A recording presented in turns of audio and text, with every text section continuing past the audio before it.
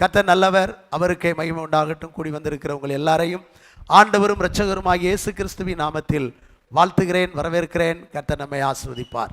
இன்றைக்கு நம்முடைய தியானத்திற்காக எடுத்துக்கொள்ளப்பட்ட ஒரு வேத வசனம் யாத்ராகமத்தின் புஸ்தகம் 24ஆம் அதிகாரம் 14ஆம் வசனத்தை ஒருவர் வாசிக்கலாம். இன்னொருவர் சங்கீதம் 37:5 நம்முடைய வாக்குத்தத்த வசனத்தையும் வாசிக்கலாம். அவன் மூப்பரை நோக்கி, நாங்கள் உங்களிடத்தில் திரும்பி வரும் மட்டும் நீங்கள் இங்கே எங்களுக்காக காத்திருங்கள். ஆரோனும் ஊரும் உங்களிடத்தில் இருக்கிறார்கள். ஒருவனுக்கு யாதொரு காரியம் உண்டானால் அவன் அவர்களிடத்தில் போகலாம் என்றான். ஹல்லேலூயா, ஸ்தோத்திரம். உன் வழியை கர்த்தருக்கு ஒப்புவித்து அவர் மேல் நம்பிக்கையாயிரு, அவரே காரியத்தை வாய்க்க பண்ணுவார். ஹல்லேலூயா. இந்த வசனத்திற்கு ஒரு தலைப்பு கொடுக்க வேண்டும் என்று சொன்னால், காத்திருங்கள் வெற்றியை பெறுவீர்கள். காத்திருங்கள் மகிமையான ஆசீர்வாதத்தை பெறுவீர்கள். அல்லேலூயா. என்ன தலைப்பு? காத்திருங்கள் மகிமையான ஆசீர்வாதத்தை பெறுவீர்கள்.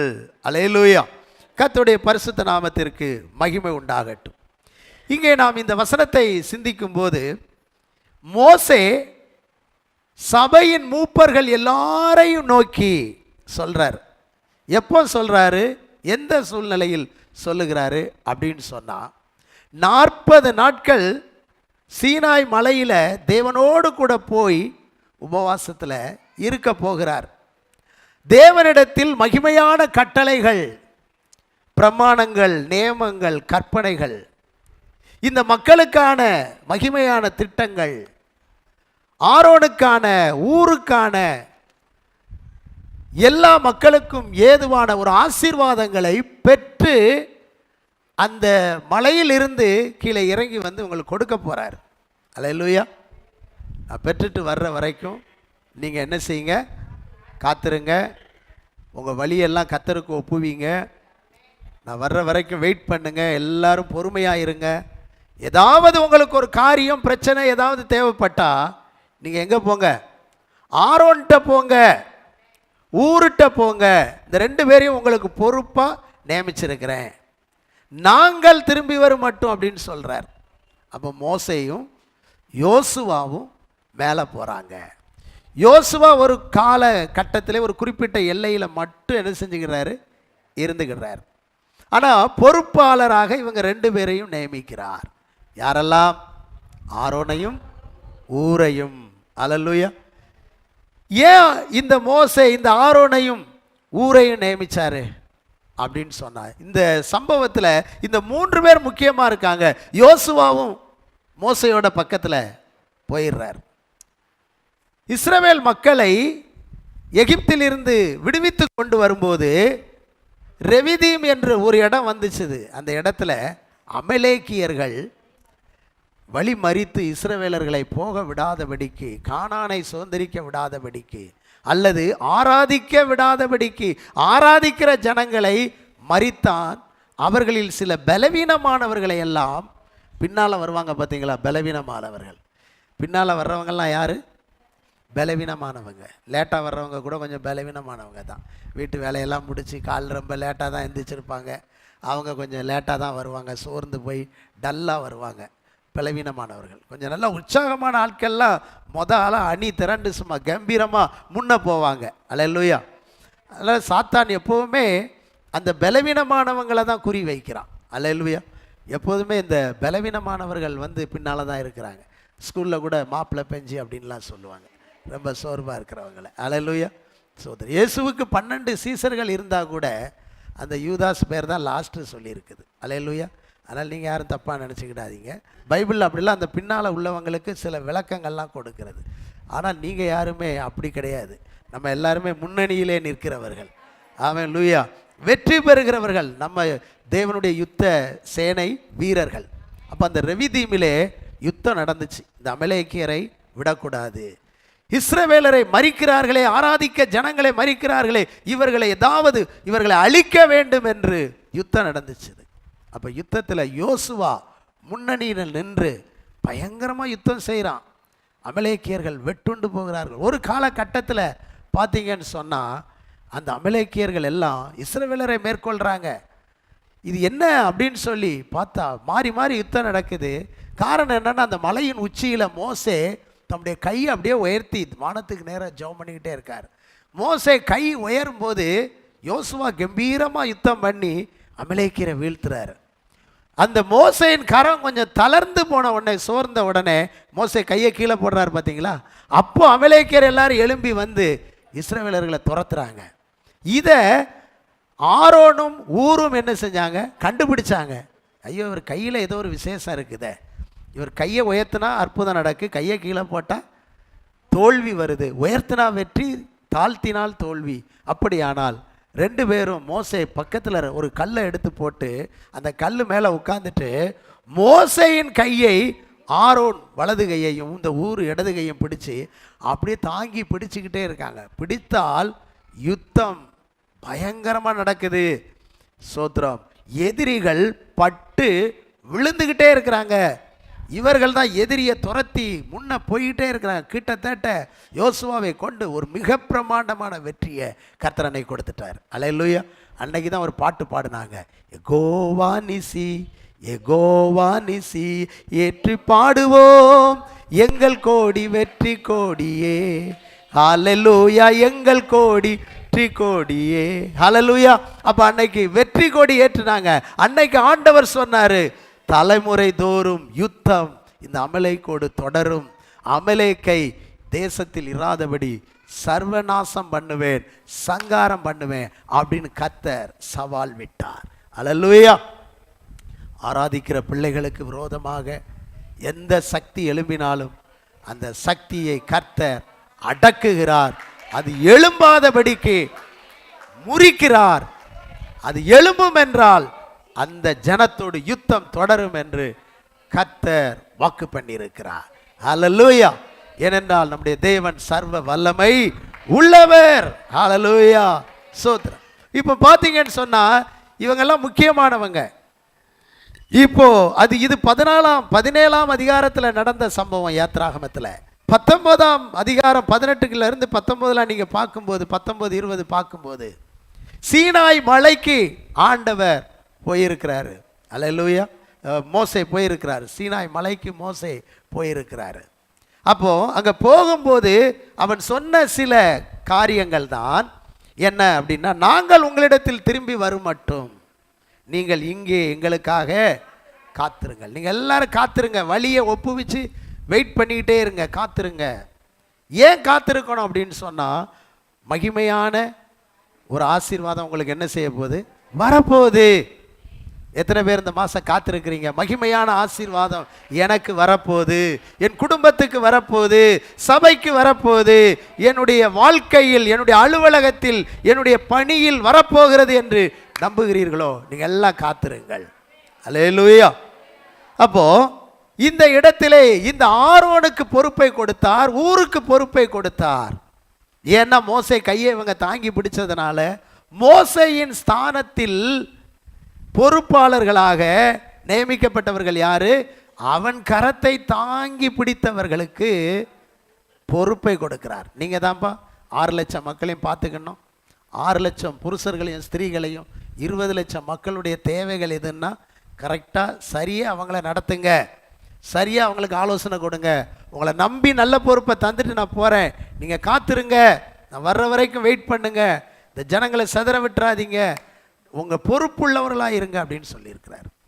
ஆண்டவராகிய இயேசுவும் இன்னைக்கு நமக்கு பொறுப்பை கொடுத்துட்டு போயிருக்கிறார். நம்மை உண்மை உள்ளவர் என்று நம்பி, ஹல்லேலூயா, இந்த தேசத்துக்கு உத்தரவாதம், ஜனங்களுக்கு உத்தரவாதம் உள்ளவர்களாக நம்மைத்தான் நம்பி பொறுப்பை கொடுத்து விட்டு போயிருக்கிறார். அந்த யோசுவாவை சற்று கொஞ்சம் பக்கத்தில் கூட்டு போயிட்டார் மோசே. ஹல்லேலூயா. ஆமென். அப்போ காத்திருக்க வேண்டிய விஷயங்கள் எவ்வளோ முக்கியமான காரியம் பாருங்க, எவ்வளோ ஒரு வல்லமையான காரியம். ஆமென். சோத்திரம். எதிர்பார்ப்போட காத்திருந்து வழியை ஒப்பு கொடுத்து ஜாக்கிரதையாக இருக்க வேண்டிய ஒரு காரியம் இவர்களுக்கு கொடுக்கப்பட்டிருக்கு. இவர்கள் இந்த காரியத்திலே இவர்கள் ஜாக்கிரதையாய் இருக்க வேண்டும். அதுதான் முக்கியம். வழியை ஒப்புவித்து அற்புதம் நடக்கிற வரைக்கும் கவனமா இருக்கணும். இருந்தார்களா? இப்போ இவர்கள் மோசே இதை சொல்லிவிட்டு செல்லும் போது அவன் செல்லுகிறதை இந்த மக்கள் பார்க்கிறார்கள். ஒரு மகிமையின் சாட்சியாக, அந்த சாட்சி ஒரு அற்புத காட்சியாகவும் இருக்கிறது. நீங்கள் வாசியுங்கள், அதே 24ஆம் அதிகாரம் 17ஆம் வசனம் வாசிங்க. மலையின் கொடுமுடியிலே கர்த்தருடைய மகிமையின் காட்சி இஸ்ரவேல் புத்தருடைய கண்களுக்கு பட்சிக்கிற அக்னியை போல இருந்தது. ஹல்லேலூயா. இப்போ பொறுப்பை கொடுத்து விட்டு மோசே போறதை பார்த்தா அவன் மக்கள் எல்லாரும் பார்க்கிறார்கள். அவன் அந்த மலைக்குள்ளே போகின்ற அந்த காட்சியை, எல்லை குறிக்கப்பட்டிருக்கிறது, தூரத்தில் நின்று பார்க்கிறாங்க.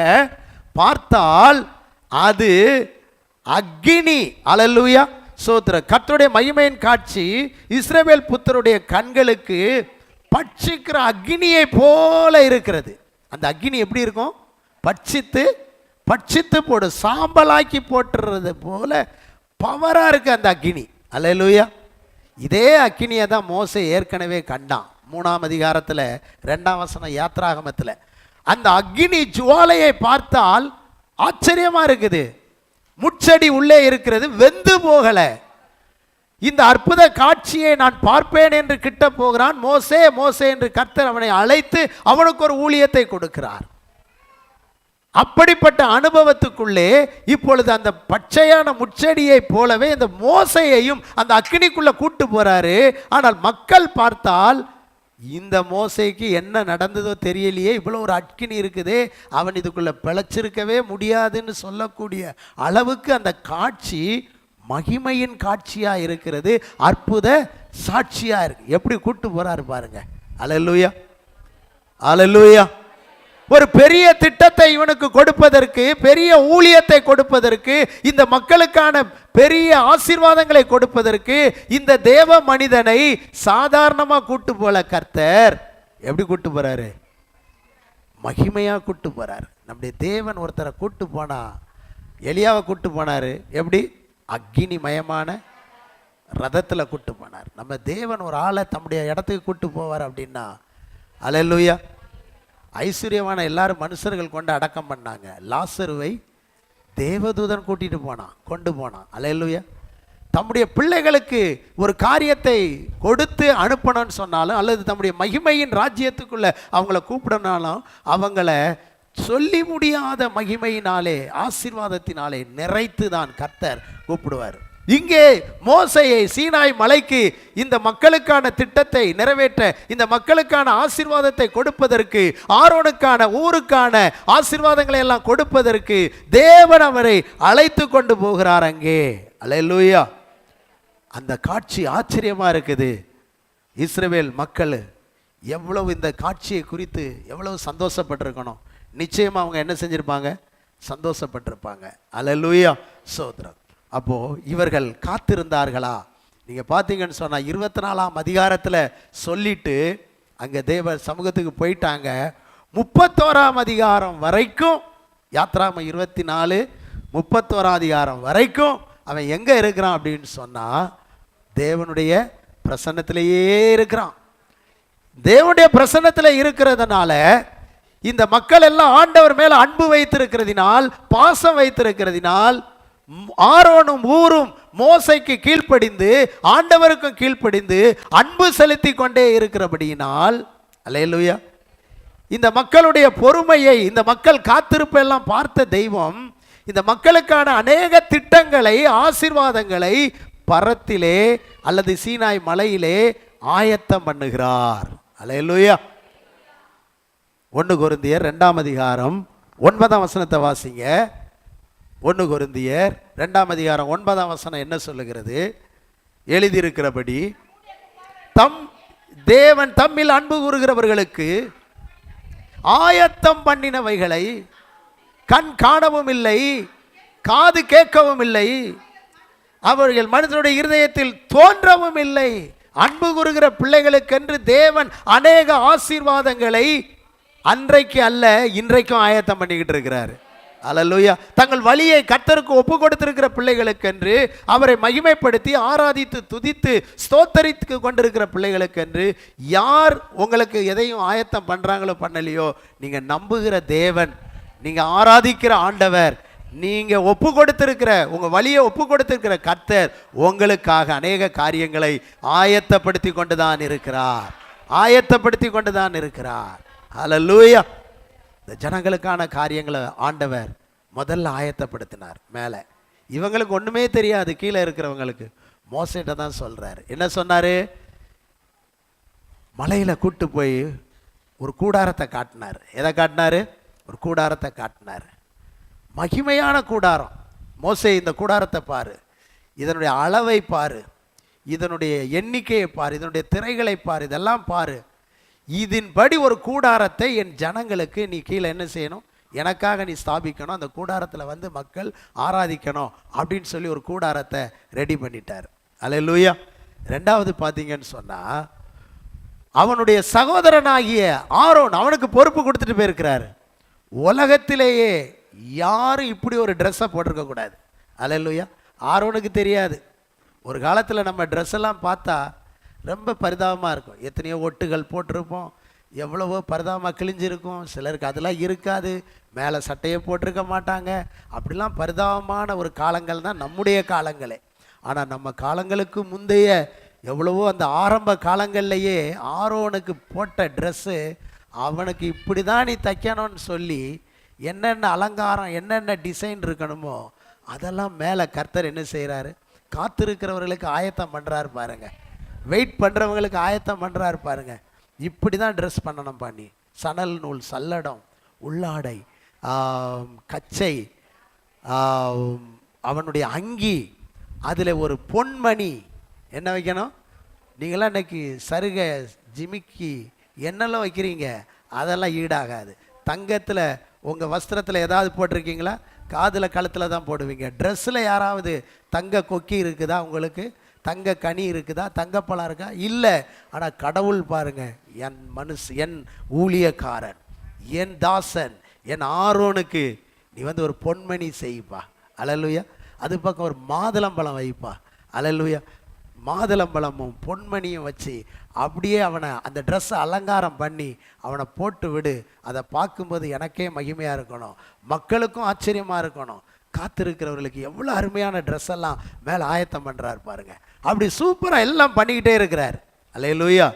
அடுத்தபடியாக நீங்கள் பார்த்தீங்கன்னா, ஊர் பார்த்தீங்களா, அவனை ஆண்டவர் மறக்கலை. 31ஆம் அதிகாரத்தில் நீங்கள் பார்த்தீங்கன்னு சொன்னால், அந்த ஊர் பெசலேயேலின் குமாரன், ஊரின் மகனாகிய பெசலேயேலின் குமாரனை நீ தெரிந்து கொள்ளு, அவனை ஞானத்தின் ஆவியினால் விவேகத்தின் ஆவியினால் நிரப்பியிருக்கிற அவன் இந்த கூடாரத்துக்குள்ள டிசைன், அல்லேலூயா, ஒவ்வொன்றையும் டிசைன் பண்ணுவதில், வடிவமைப்பதில் அவன் தான் திறமை உள்ளவன். அவனை நான் ஆவியில் நிரப்புவேன், அவனுக்கு இந்த பொறுப்பை கொடு அப்படின்னு சொல்லி இதையெல்லாம் எங்க கொடுக்குறாரு? சீனாய் மலையில் கொடுக்குறாரு. இந்த வேலையை வாங்கக்கூடிய ஊருக்கு தெரியாது, இந்த ட்ரெஸ்ஸை போடக்கூடிய ஆரோனுக்கு தெரியாது, இந்த கூடாரம் இங்கே வந்து கட்ட போகிறது மக்களுக்கு தெரியாது. இதையெல்லாம் இந்த மக்கள் பின்பற்றக்கூடிய 10 கற்பனை, 613-16 பிரமாணங்கள் எதுவுமே தெரியாது. எல்லாத்தையும் வாங்க மோசே போய்கிட்டே இருக்கிறான். அல்லேலூயா. இன்னைக்கு கூட உங்களுக்கு கிடைக்க போகிற ஆசீர்வாதம் என்னன்னு உங்களுக்கு தெரியாது இந்த மாதம். ஆனால் நீங்கள் ஜெபம் பண்ணிக்கிட்டே இருக்கிறீங்க. உங்கள் ஜெபத்தை கேட்டு உங்கள் எதிர்பார்ப்பை பார்த்து கர்த்தர் மேலே டிசைன் பண்ணுறாரு. வரப்போகிற வருஷத்துக்கு என்னெல்லாம் கொடுக்கலாம், என்ன பண்ணலாம், எதெல்லாம் ரெடி பண்ணலாம் அப்படின்னு சொல்லி கர்த்தர் அழகாக டிசைன் பண்ணிக்கிட்டே இருக்கார். வழியை கர்த்தருக்கு ஒப்புத்திட்டீங்க, காத்திருக்கிறீங்க. அல்லேலூயா. இஸ்ரவேல் மக்களை போல, ஆரோனை போல, அல்லேலூயா, ஊரை போல நீங்க காத்திருக்கிறீங்க. உங்க காத்திருப்பு எப்படிப்பட்டதாக இருக்க வேண்டும் என்பதுதான் இப்பொழுது கேள்வியா இருக்கிறது. அல்லேலூயா. இப்பொழுது கேள்வியா இருக்கிறது. இப்பொழுது சரியான செய்திக்குள்ளே நாம் வருகிறோம். இவர்கள் காத்திருந்தார்கள், பொறுத்திருந்தார்கள், நன்றாகத்தான் இருந்தார்கள். இந்த 2 பேருக்கும் கொடுக்கப்பட்ட பொறுப்பு நல்ல பொறுப்பாகத்தான் இருந்தது. 6 லட்சம் பேரையும் அற்புதமாகத்தான் நடத்தி கொண்டிருந்தார்கள். அல்லேலூயா. வாழ்க்கையில் எப்போதான் புயல் வரும்னு தெரியாது. நல்லா இருந்த பிரதர் ஐசியூக்கு போயிருக்கிறார் பாருங்க, நமக்கு கூட தெரியலை. எப்பொழுது இந்த பிரச்சனை வரும் அப்படின்னு நமக்கு தெரிய மாட்டேங்குது. இப்போ நடந்தது என்னன்னு சொன்னா வாசியுங்கள் 32ஆம் அதிகாரம் 1ஆம் வசனத்தை. மோசே மலையிலிருந்து இறங்கி வர தாமதிக்கிறதை ஜனங்கள் கண்டபோது அவர்கள் ஆரோனிடத்தில் ஒருத்தராய் அல்ல, 2 பேராய் அல்ல, ஒரு கூட்டமாய் கூடி, ஒரு டீமாக, ஒரு குரூப்பிசம் அப்படியே போய் கூட்டம் கூடி அவனை நோக்கி, எகிப்து தேசத்தில் இருந்து எங்களை அழைத்து கொண்டு வந்த அந்த மோசேக்கு என்ன சம்பவித்ததோ அறியோம். ஆதலால் நீர் எழுந்து எங்களுக்கு முன் செல்லும் தெய்வங்களை எங்களுக்காக உண்டு பண்ணும் என்றார்கள். அல்லேலூயா. என்ன அநியாயங்க இது, என்ன அக்கிரமம், என்ன சோதனை, என்ன வேதனை பாருங்க. இப்போ என்ன கேட்டேன், இதுவரைக்கும் இந்த மக்களுக்காக மேலே என்ன பண்ணிட்டு இருக்கிறார், ஒரு கூடாரத்தை பிளான் பண்ணி கொண்டு வந்து அமைச்சு கொடுக்க போறார் இந்த மக்களுக்கு. ஆரோனுக்கு என்ன பண்ண போறாரு, அழகு ட்ரெஸ்ஸு. ஊருக்கு என்ன பண்ண போறாரு, வேலை கொடுக்க போறாரு. சகல வேலைகளை யூகித்து நல்லா டிசைன் பண்ணி அழகாய் வேலை செய்யக்கூடிய இவ்வளவு காரியத்தை கொடுக்க போறார். இவ்வளவு காரியத்தையும் கர்த்தர் ஆயத்தம் பண்ணிக்கிட்டு இருக்கிறாரு. இவங்களை எப்படி இருக்க சொன்னார் மோசே, காத்திருங்க, வழியை ஒப்புவித்து கர்த்தர் மேல் நம்பிக்கையாரு, காத்திரு, நம்பிக்கையாரு, வெயிட் பண்ணு, உன் காரியம் என்ன செய்யும் வாய்க்கு. உனக்கு மகிமையான திட்டம் வருது, உனக்கு ட்ரெஸ்ஸு வருது, உனக்கு கிறிஸ்மஸுக்கு ட்ரெஸ்ஸு வருது, உனக்கு அழகான ஆசீர்வாதம் வருது, நன்மை வருது, கொஞ்சம் பொறுத்துருன்னு சொன்னார். ஆனால் மக்கள் நாட்கள் கடந்து போது நேரம் சமீபம் ஆயிட்டுது, மோசே வரல. இவங்களே ஒரு முடிவு பண்ணிட்டாங்க, மோசே என்ன செய்ய மாட்டார், வரமாட்டார். அநேக நேரங்களில் நம்மளே ஆண்டவருக்கு உதவி செய்கிற மாதிரி முடிவு பண்ணிடுறோம். நம்ம சாராளக்கா கூட அப்படிதான், சிஸ்டர் ஆபிரகாமுக்கு ஆண்டவருக்கு உதவி செய்கிற மாதிரி, இனி என் குடும்பம் என்னால் கட்டப்படாது, நம்ம சாரா சிஸ்டர் ஆகார் இருக்கிறாப்புல அவளால் தான் கட்டப்படும் அப்படின்னு இவங்களே ஒரு முடிவு பண்ணிட்டாங்க. காத்திருக்கலை, பொறுத்திருக்கலை. ஆமென். தேவன் தருகிற ஆசீர்வாதம் தேவன் நமக்கு வாக்கு பண்ணியிருக்கிறார், தேவன் நமக்கு சொல்லியிருக்கிறார். அதற்காக நாம் காத்திருக்கணும், பொறுத்திருக்கணும், அதை பெற்றுக்கொள்ளணுங்கிறதான எண்ணம் இல்லை. இப்பொழுது ஒரு கூட்டம் எழும்பினார்கள், ஆரோனிடத்தில் சென்றார்கள். இந்த ஆரோனும் பரிதாபமான மனிதன், எவ்வளோ பிளான், எவ்வளோ சகோதரன், எவ்வளோ பொறுப்பை என்கிட்ட கொடுத்துட்டு போயிருக்காரு. நான் ஒரு பொறுப்புள்ளவனாய், நான் கருத்துள்ளவனாய், நான் கவனம் உள்ளவனாய் இருக்கணுமே என்ற எண்ணம் கூட அவனுக்கு என்ன செய்யவில்லை, வரவில்லை. அல்லேலூயா. ஆரோன்கிட்ட தான் போனாங்க. அந்த ஊர் எங்கே போனார்னு தெரியல, ஊருக்கு போயிருப்பார்னு நினைக்கிறேன். அல்லேலூயா. அந்த ஊரை காணோம், அவர் பேரே ஊருக்கு வெளியே இருந்தாரா என்னன்னு தெரியல. ஆரோன்கிட்ட தான் போனாங்க. சரி, அந்த ஊராவது, ஏன்னா இவங்க 2 பேரும் மோசே கையை தாங்கின ஆள், பொறுப்புள்ளவர்கள், பொறுப்பு கொடுத்துருக்கிறாரு. காத்திருங்கப்பா, வெயிட் பண்ணுங்க, உங்களுக்கான நிறைய ஆசீர்வாதத்தை நான் அள்ளிட்டு வரப்போகிறேன், எக்கச்சக்கமாக கொண்டு வரப்போகிறேன், நான் போயிருக்கிற இடம் 40 நாளாக உங்களுக்காக ரெடி பண்ணிக்கிட்டு இருக்கிறேன், நல்லா இருங்க அப்படின்னு சொல்லி அவருக்கு வருவதற்குள்ளே இந்த மக்கள் சொல்கிறாங்க, அந்த மோசைக்கு என்ன சம்பவித்ததோ. அவங்க என்ன சம்பவிச்சுன்னு நினச்சிருப்பாங்க தெரியுமா? நான் யோசித்து பார்க்குறேன். அக்கினி மயமாக போனான். அந்த பட்சிக்கிற அக்கினிக்குள்ளே ஆள் என்ன செஞ்சுருக்க மாட்டான், விளைச்சிருக்க மாட்டான், உயிரோடு இருந்திருக்க மாட்டான். அங்கே உள்ள வெக்க இங்கேயே நம்மை தாக்குது. நமக்கே அந்த காட்சியை பார்க்க முடியல. நாமே இன்னும் ஒரு ஸ்டெப்பு முன்ன போனால் செத்து போயிருப்போம். அவன் எங்கே பிழைச்சிருப்பான், அவன் சோழி முடிஞ்சான், அவ்வளவுதான் அப்படின்னு சொல்லி இவங்களே ஒரு முடிவுக்கு வந்துட்டு, இவர்கள் ஆரோனே நீ எங்களை நடத்தி செல், நீ அடுத்து லீட் பண்ணுன்னு சொல்லாம, எங்களுக்கு ஒரு கடவுள் தேவை, எங்களுக்கு இப்போ. அப்போனா மோசையை கிட்டத்தட்ட அந்த மக்கள் கடவுளுக்கு நிகராகத்தான் என்ன செஞ்சுருக்காங்க, பார்த்துருக்குறாங்க. அந்த அளவுக்கு மோசே, அதனால தான் மோசேயின் சரீரத்தை மக்களுக்கு என்ன செய்யலை, ஆண்டவர் காட்டலை. மோசையை கூப்பிட்டார், மோசே இங்கே வா அப்படின்னாரு. என்ன ஆண்டவரேன்னு சொன்னான். வா மோவாப் மலை வரைக்கும் போவோன்னு சொன்னார். அவனும் போயிட்டான். ஒரு குழி கிடந்துச்சு, இந்த குழிக்குள்ளே படுனார், படுத்தான், மண்ணை போட்டு மூடிட்டார், அவ்வளோதான். அப்படியே அவன் இறந்து போயிட்டான். பாருங்க, இன்று வரைக்கும் அவனுடைய பிரேத குழியை ஒருவரும் பார்க்கவில்லை. ஏன்னா மோசேயினுடைய சரீரத்தை பிசாசு கேட்டு தொந்தரவு பண்ணான். இதே சரீரத்தை வச்சு அந்தி கிறிஸ்துடைய நாட்கள்லையும் கர்த்தர் இவனை பயன்படுத்துவார், நம்முடைய ராஜ்யம் அழிக்கப்படும், இவன் சரீரத்தை விடக்கூடாதுன்னு வாக்கு போராடினான். அல்லேலூயா, தூதனோடு கூட. அப்போ மிகாவேல், தேவன் உன்னை கடிந்து கொள்ளுவாராக அப்படின்னு சொல்லி மோசே சரீரத்தை கொடுக்கல. மோசே அவ்வளவு பிரபலமான ஆளு, பிசாசே போராடுறான். அப்படியானால் இன்றைக்கு மக்களுக்குன்னு ஒரு கல்லறையில் மோசைக்குன்னு ஒரு கல்லறையை கட்டி அதைத்தான் இன்னைக்கு டாப்பாக வச்சுருப்பாங்க. அதனால் கர்த்தர் இவ்வளவு மகிமைக்குரியவனை நான் உங்களுக்கெல்லாம் காட்ட மாட்டேன் அப்படின்னு சொல்லி ஒளிச்சே வச்சுக்கிட்டார். தேவன் எப்பொழுதுமே தம்முடைய மகிமைக்கான சிலர் அவங்கள விக்கிரகம் ஆக்க போகிறாங்க அப்படின்னு சொன்னால் அவங்கள மறைக்கிறதிலே உண்மை உள்ளவராக இருந்தார். அல்லேலூயா. இன்றைக்கும் இருக்கிறார். அப்போ மோசே என்ன சம்பவித்ததோ எங்களுக்கு தெரியாது. இனி எங்களால் காத்திருக்க முடியாது, இனி எங்களால் பொறுத்திருக்க முடியாது, இனி நம்பிக்கொண்டே இருக்க முடியாது. எங்களுக்கு ஒரு தெய்வம் வேணும். பாருங்கள், இதுவரை பொறுத்திருந்தவங்க ஒரு 10 நாள் பொறுத்திருக்க கூடாதா? இதுவரை காத்திருந்தவர்கள் இன்னும் ஒரு சில நாட்கள் காத்திருக்க கூடாதா? பாருங்கள், நம்முடைய பொறுமையை இழக்க வேண்டாம். எதற்காக நீங்கள் காத்திருக்கிறீர்களோ அந்த காரியத்தில் உங்கள் மனுஷ சிந்தைக்கு ஒப்பு கொடுத்து நீங்கள் விக்கிரகங்களுக்குள்ளே போய்விட வேண்டாம். இனி நான் காத்திருக்க வேண்டிய அவசியம் இல்லை என்று எலிசாவை நான் கொல்லுவேன் என்று அன்றைக்கு இஸ்ரவேலின் ராஜா எழும்பினது போல நீங்கள் எழும்ப வேண்டாம். நீங்கள் காத்திருங்கள், பொறுத்திருங்கள். இந்த மோசே வருவதற்கு தாமதமானதினாலே இந்த ஆரோன் என்ன சொல்லுகிறான்? அங்கே மக்கள் வந்து நின்று கேட்கிறார்கள், தெய்வங்களை எங்களுக்கு உண்டு பண்ணும். அல்லேலூயா, ஸ்தோத்திரம். இந்த மக்கள் எல்லா மதத்தையும் நாங்கள் ஏற்றுக்கொள்வோம், ஆனால் தாமதத்தை மட்டும் எங்களால் என்ன செய்ய முடியாது?